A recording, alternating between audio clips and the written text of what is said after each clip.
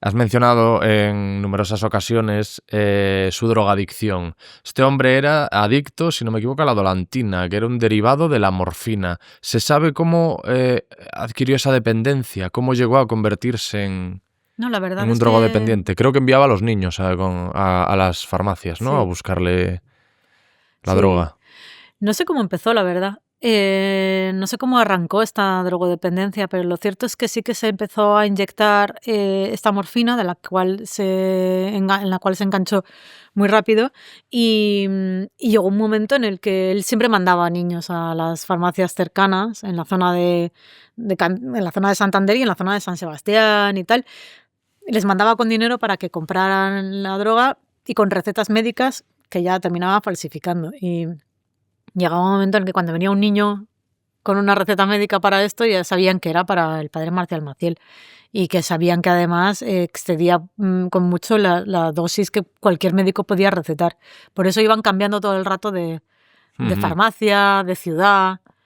Y de hecho, en el documental cuenta uno de estos niños abusados, ¿no? Cómo mientras estaba llevando a cabo la investigación contra Marcial Maciel en el año 56, él no podía acudir a las farmacias a comprar la droga y decidió llevárselo a Tetuán. Vamos al norte de África, que me está costando mucho encontrar la droga, le dijo, o sea, el medicamento, Sí, y allí y allí me la podrán dar. Y entonces porque eso le decía a los niños, ¿no? Que era un medicamento para sus dolores.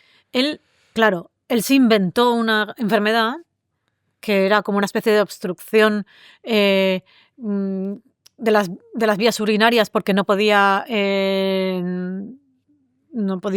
segregar el semen de una forma correcta y entonces se le obstruía la vía urinaria y entonces esto le provocaba unos dolores tremendos en la pierna y en los genitales. Que Y mataba a dos pájaros de un tiro, ¿no? Porque lo claro, utilizaba también como excusa para los abusos ujú, y y como para la excusa droga. para la droga. Y entonces él primero tenía que drogarse para estos grandes dolores y luego necesitaba que le vinieran a hacer unos masajes para aliviarle.